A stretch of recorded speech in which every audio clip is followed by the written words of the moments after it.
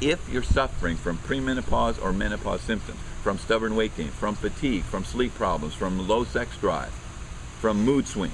So women are going to the doctor and getting estrogen and progesterone and getting treated for their low estrogen and progesterone levels, thinking that that's what caused their premenopause and menopause symptoms. Don, what would you say is the biggest health concern for women today?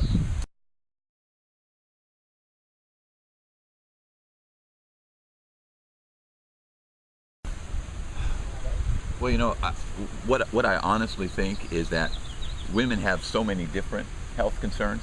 The problem is that they're really confused about what they are. They don't know how to approach, and they're going to doctors. They're, seeking out, standing in the health food store, looking at walls of vitamins, and they're just confused and they don't know what to do.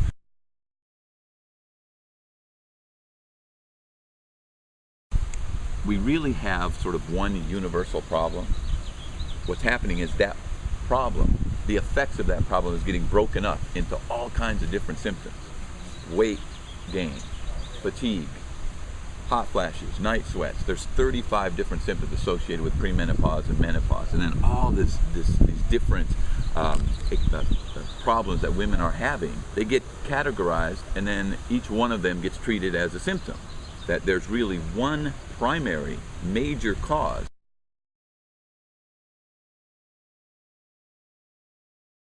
And then what flows from that major cause is all of these different symptoms. So if you know and you understand what that cause is, by fixing that problem, then the downstream consequences of that are you're going to be able to deal effectively with each and every one of those symptoms.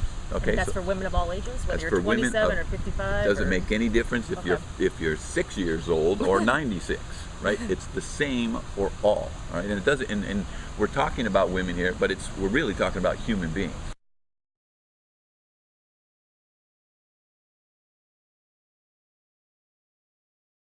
Now we can systematically begin to remove these burdens off of the person. It's like the straw that broke the camel's back, right? We're going to start taking this burden off.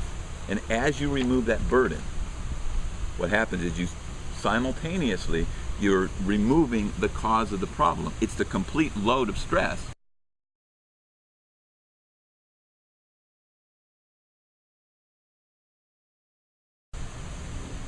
As you start taking more and more of it off, what happens? Guess what happens? All these symptoms that were manifested because of it begin to retreat.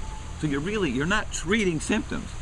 You're creating a circumstance and an environment where you're removing the cause of the problem, and you're creating greater and greater levels of health, and you're basically rising above the symptom.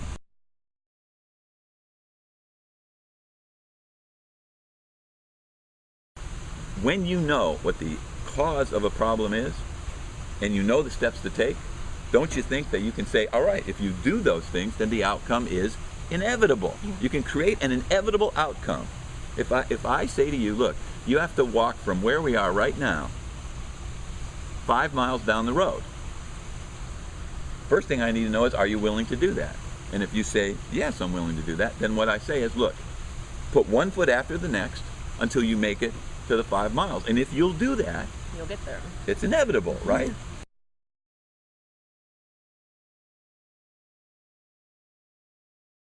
Now, a dominant burden, by definition, is anything that overstimulates and spikes the primary hormones of metabolism that initiate and start the process of breakdown.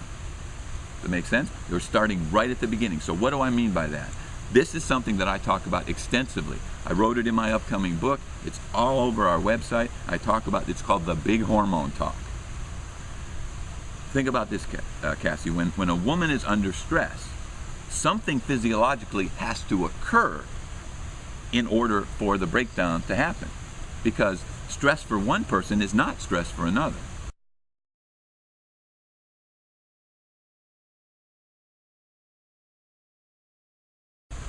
But the over-accumulation of stress on any human being will get to a breaking point. It doesn't matter who it is.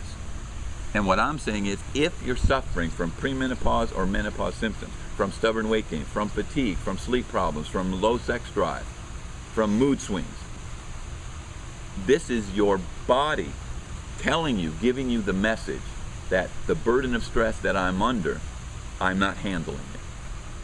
So, back again, if you just take that burden, understand how to remove the burden, then you can start the healing process. So the first step, you've got to understand that what the stress does, the only way you feel the stress, or the only way it becomes a problem, is if you do something to your primary hormones that control the life-sustaining aspect of your metabolism. Does that make sense? That's what the big hormone talk is.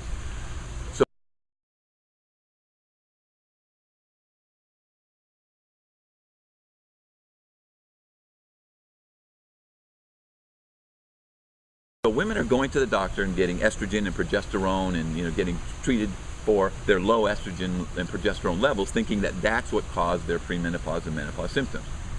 Let me ask you a question. What is premenopause and menopause? Premenopause is the gradual decline and fluctuation in a woman's hormonal system leading up to menopause, which is the decline of those hormones to the point where she's no longer capable of having a menstrual cycle. And once you have 12 consecutive months of no menstrual cycle, what you have then that's what the definition of menopause. So all that whole process is from premenopause to menopause is what? The gradual decline of estrogen and progesterone. Cassie, that's what's supposed to happen. Why are we giving hormones when they're supposed to be falling? Did you see what I'm saying? Yeah. So now let's go back to what we are talking about. If that stockpile of stress started, let's say even when you were a little girl, and you've been stimulating and spiking those big hormones, which leads to the problem over and over again, and you don't even know how you're doing it. Believe me, most women are completely unaware of how they are doing this.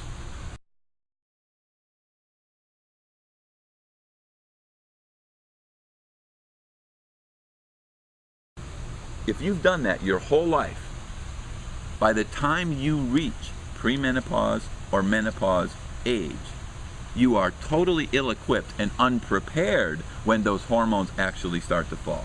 Does that make sense? Yeah. A healthy woman that makes it to premenopause and menopause is going to have no problem or very little problem cruising right through that transition because her entire hormonal system is operational, functional, and balanced. It's when that system is dysfunctional and damaged and they make it to premenopause and menopause, they don't have anything to prop them up, those hormones start to fall, and then now it's on. All kinds of symptoms emerge. But believe me, they were having problems long before these premenopause and menopause symptoms emerged. But when they reached that age and those other hormones, which were basically sustaining them, propping them up, at least giving them some semblance of the quality of life, when those start to fall, now can you see? So if we correct that initial problem, there's a cascade, a domino effect that occurs. And that's what the inevitability protocol is really all about. Here's what it is. There's 4 aspects to it. Number 1,